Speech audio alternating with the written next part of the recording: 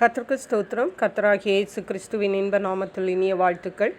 இன்றைய தியானத்திற்காக ஜெபித்த பொழுது தேவன் தந்த வசனம் எபிரேயருக்கு எழுதின நிருபம் 12ஆம் அதிகாரம் 14ஆம் வசனம்.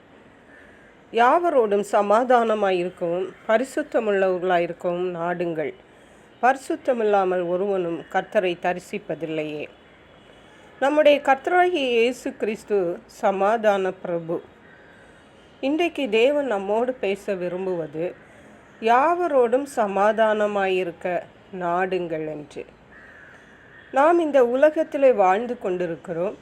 இந்த உலகத்திலே நம்முடைய சொந்த குடும்பங்கள், நம்முடைய அயலகத்தார், நம்மோடு வேலை பார்க்கிறவர்கள், நம்மோடு சபையில் உள்ளவர்கள், இப்படியாக பல ஜனங்களை நம்முடைய வாழ்வில், அன்றாட வாழ்வில் சந்திக்கிறோம்.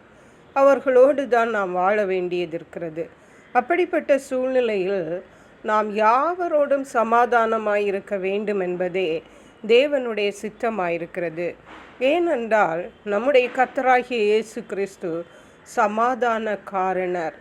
அவர் சமாதான பிரபு என்று ஏசாயா தீர்க்கதரிசியின் புஸ்தகம் 9ஆம் அதிகாரம் 6ஆம் வசனத்திலே வாசிக்கிறோம்.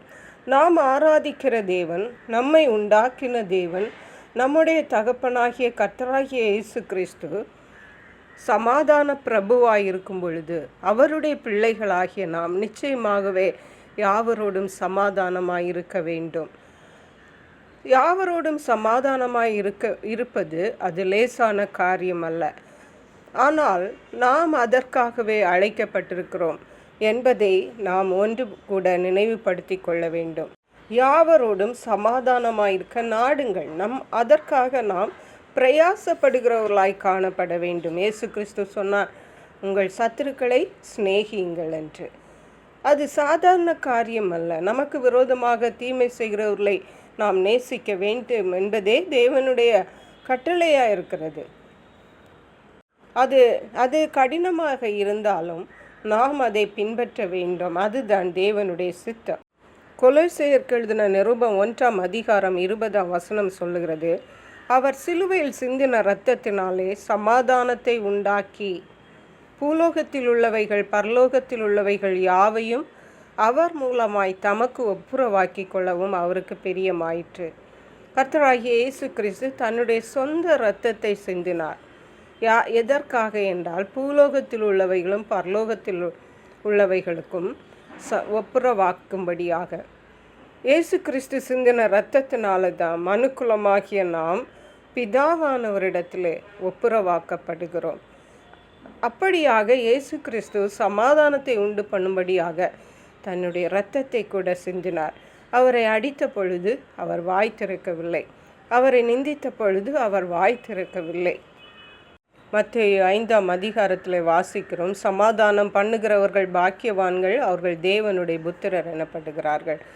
பிரியமான தேவனுடைய பிள்ளைகளே, நம்முடைய வாழ்விலே நாம் கர்த்தராகிய இயேசு கிறிஸ்துவின் குணாதிசயங்களை பிரதிபலிக்க வேண்டுமென்றால் நாமும் கூட யாவரோடும் சமாதானமாக இருக்கும்படியாக நாட வேண்டும். நம்மால் முடிந்த அளவு பிரயாசங்களை எடுத்து நாம் யாவரோடும் சமாதானமாக இருப்போம். அது நமக்கும் மற்றவர்களுக்கும் ஆசீர்வாதமாக இருக்கும். கர்த்தர் தாம் இந்த வார்த்தைகளை ஆசீர்வதிப்பாராக. ஜெபிப்போம். எங்களை கிருபையாக நேசித்து பாதுகாத்து வழி நடத்துகிற எங்கள் அன்பின் தகப்பனே, ஆசீர்வதிக்கப்பட்ட இந்த நல்ல நாளுக்காக நன்றி.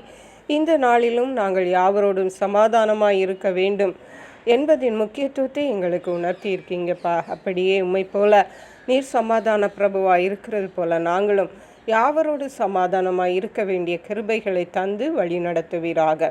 நன்றி பரிசுத்த ஆவியானவரே, துதிகன மகிமை உமக்கே செலுத்துகிறோம். மீட்பர் இரட்சகருமாகிய இயேசு கிறிஸ்துவின் இன்ப நாமத்தில் ஜெபிக்கிறோம் எங்கள் அன்புள்ள பரமபிதாவே. ஆமென். God bless you.